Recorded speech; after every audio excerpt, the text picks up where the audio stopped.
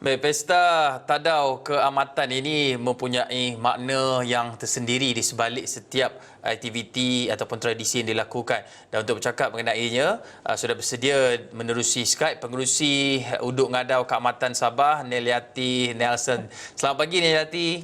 Ya, selamat pagi pengerusi Persatuan Unduk Ngadau. Pengerusi Persatuan Uduk Ngadau. Okey, Neliati, biasanya Ya. pada perayaan Tadau Keamatan ni banyak aktiviti-aktiviti yang dilakukan dan kemuncaknya kita bermaklum adalah Uduk Ngadau. Tetapi bagi mereka di luar sana mungkin yang tidak begitu faham apa itu Tadau Keamatan, boleh Neliati kongsikan biasanya kelazimannya, sambutannya bagaimana hingga ke kemuncak Uduk Ngadau itu? Okey. Biasanya pesta keamatan atau dalam bahasa Kadazan Dusun dipanggil sebagai Magavau.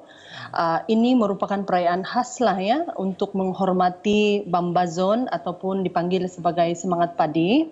Dan perayaan ini adalah perayaan turun-temurun lah untuk suku kaum Kadazan Dusun Murut dan Rungus sejak dari dahulu lagi. Dan biasanya perayaan Magavau ini ataupun penghormatan lah kepada Bambazon ini dilakukan selepas selesai menuai padi.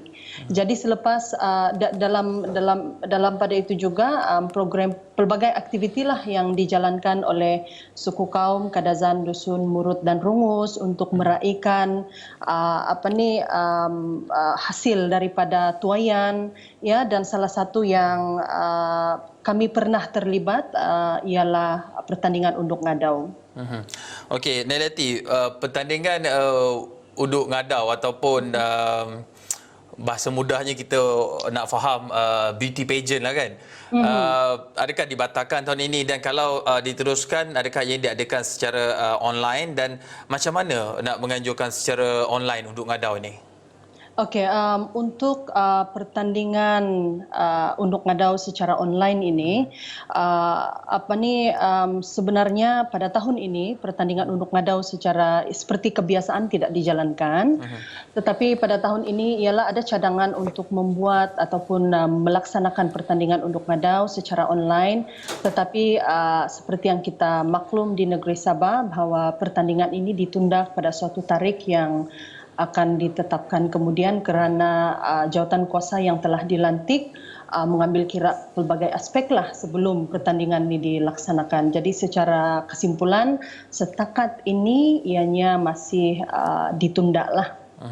Nanti kalau andai katalah Uduk Ngadau itu akhirnya jawatankuasa memilih untuk mengadakannya secara online, apa kriteria-kriteria dan bagaimana perbezaannya dengan mengadakan secara fizikal, ataupun adakah kualiti pengadilan boleh berubah ataupun ada aspek yang diambil kira ketika ia dilakukan secara online, jika ia dilakukan secara online?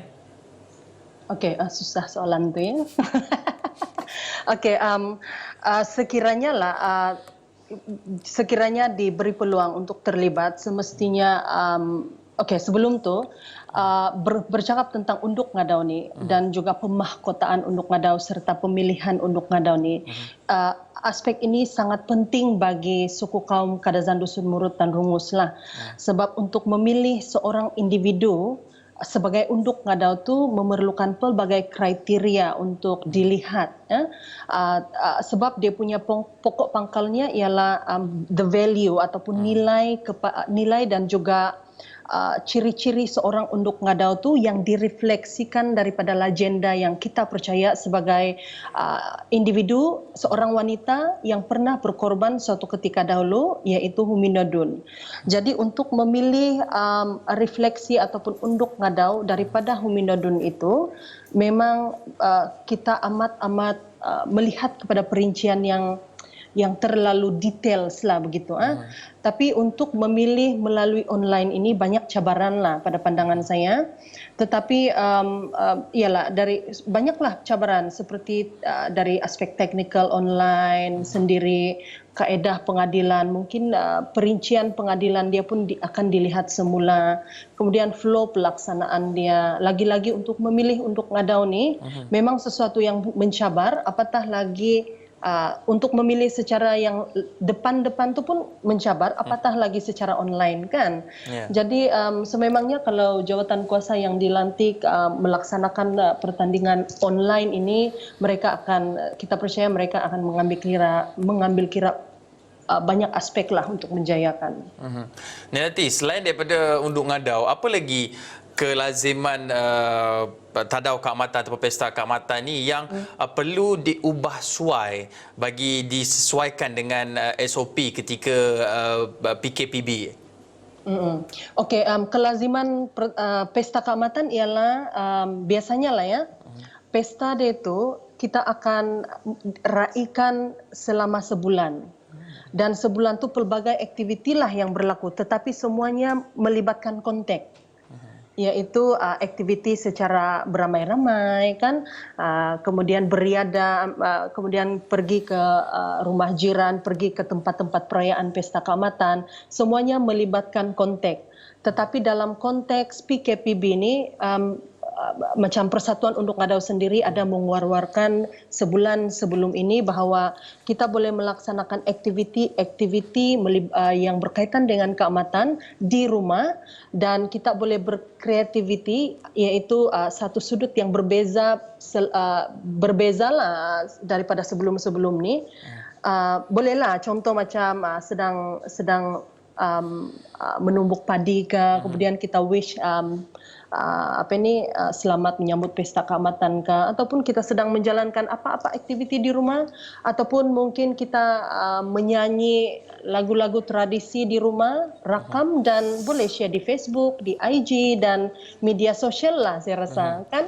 Ya, itu juga yang kami lakukan ketika perayaan Syawal ataupun Aidilfitri. Tiada lagi kunjung-mengunjung. Ada tapi sangat minimal bagi mengurangkan kontak dan juga perhimpunan di tempat-tempat awam. Baik, dalam masa yang sama, Nailati, kita ada kurang 30 saat. Ucapan kepada mereka di luar sana sempena perayaan Tadau Keamatan. Okey, ucapan saya mewakili Kosumandakan ataupun individu-individu wanita yang berada di negeri Sabah yang juga sangat-sangat melihat Unduk Ngadau ini sebagai sesuatu yang amat penting. Jadi mewakili Unduk Ngadau negeri Sabah lah, saya ingin mengucapkan selamat menyambut pesta keamatan dari rumah. Duduk diam-diam dan jangan ke mana-mana sepanjang pesta keamatan. Dan di dalam bahasa dusun, Ketobian Tadau Tagayo do keamatan, kumatoin sanantom pinay, irikau na hilawalay om kada pimpanau. Jangan jalan-jalan lah maksudnya ya. Kepada semua individu yang berbangsa Kadazan Dusun Murut dan Rungus di seluruh Sabah dan di Malaysia umumnya.